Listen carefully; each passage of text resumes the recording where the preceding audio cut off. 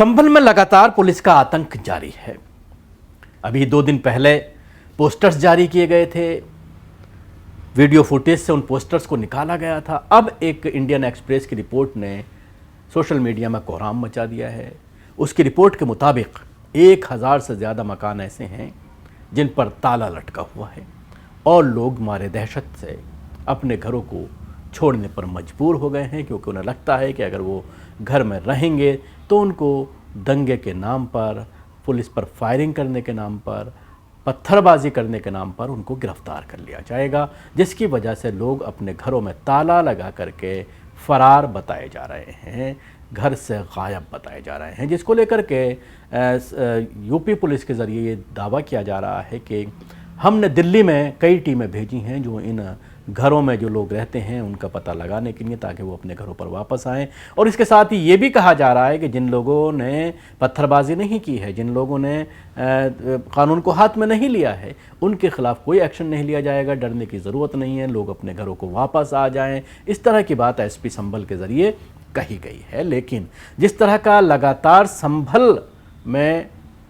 उत्तर प्रदेश सरकार के ज़रिए लखनऊ से बड़ी टीमें जिस तरह से संभल में कैंप किए हुए हैं और बार बार कोई ना कोई ऐसा शगुफा, नया शगुफा छोड़ा जा रहा है जिससे ये बताने की कोशिश की जा रही है कि संभल को पूरी तरह से बर्बाद करके छोड़ा जाएगा, क्योंकि मुस्लिम बहुल इलाके हैं और यहाँ से मुसलमानों के अपने एमपी और एमएलए बन करके आते हैं पूरे इलाके में। जिस तरह से बड़ी संख्या में समाजवादी का ये गढ़ पूरा कहा जाता है और मुसलमान जो है कई एमएलए और एमपी इस इलाके से, संभल और मुरादाबाद डिस्ट्रिक्ट से आते हैं, जिसकी वजह से इसमें दहशत पैदा की जाए, पूरे इलाके को डर के माहौल में रखा जाए और इतना डर पैदा कर दिया जाए लोगों के अंदर कि कोई सियासी तौर पर यहाँ पर उठने की कोशिश ना करे। यही वजह है कि आप देख रहे हैं कि संभल के सांसद ज़ियाउर रहमान बर्क भी खुल कर के सामने नहीं आ रहे हैं। कुछ इक्का दुक्का बयानात उनके ज़रूर सामने आते हैं, लेकिन जिस तरह से जो मज़लूम मुसलमान हैं उनके साथ उनको खड़ा होना चाहिए था, उस तरह से वो नज़र नहीं आ रहे हैं। वो उनके ऊपर जिस तरह से केसेस दर्ज किए गए हैं, उसके साथ ही जो उनका मकान है, उसके साथ बिजली चोरी का मामला, तो कहीं ना कहीं प्रशासन ने उनको भी पूरी तरह से अपने दबाव में ले लिया है, जिसकी वजह से वो भी खुलकर बोल नहीं रहे हैं। अभी तक 79 गिरफ्तारियों की बात कही जा रही है और ये कहा जा रहा है कि कई हज़ार लोग थे इस दंगे में शामिल, हमने तो सिर्फ 79 लोगों को गिरफ्तार किया है। 100-125 लोगों के पोस्टर्स जारी किए गए हैं, कुल 250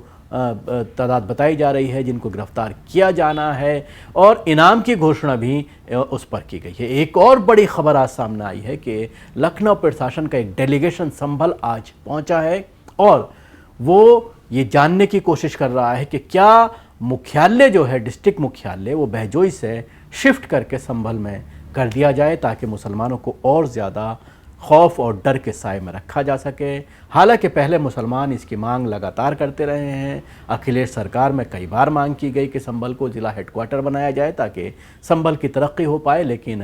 अखिलेश सरकार ने भी जानबूझ करके इसको बहजोई में रखा गया था, जो हिंदू बहुल इलाके है, ताकि उस इलाके की ज़मीनें महंगी हों और हिंदुओं को ज़्यादा फ़ायदा हो। लेकिन अब क्या योगी सरकार इन तमाम चीज़ों को जहन में रखते हुए क्या संभल को सिर्फ इसलिए हेडक्वार्टर बनाना चाहती है ताकि मुसलमानों को डरा कर रखा जा सके, या सिर्फ पुलिस हेडक्वार्टर संभल में बनाना चाहती है? ये कई ऐसी चीज़ें हैं जिसको लेकर के आज एक डेलीगेशन संभल पहुंचा हुआ है और वो अपनी रिपोर्ट पेश करेगी। योगी सरकार को ये डेलीगेशन पेश करेगा और उसके बाद ये फैसला लिया जाएगा कि क्या पूरा हेडक्वार्टर संभल में शिफ्ट किया जाए या फिर सिर्फ पुलिस हेडक्वार्टर संभल में बनाया जाए, ताकि आला अधिकारी हर वक्त संभल में कैंप करें और निगाह रख सकें पूरे इलाके पर, ख़ासतौर से मुस्लिम बहुल इलाकों पर निगाह रखी जा सके और उनको पूरी तरह से डर के साए में रखा जा सके। ये एक बड़ा फ़ैसला जो है, जैसा कि आप देख सकते हैं कि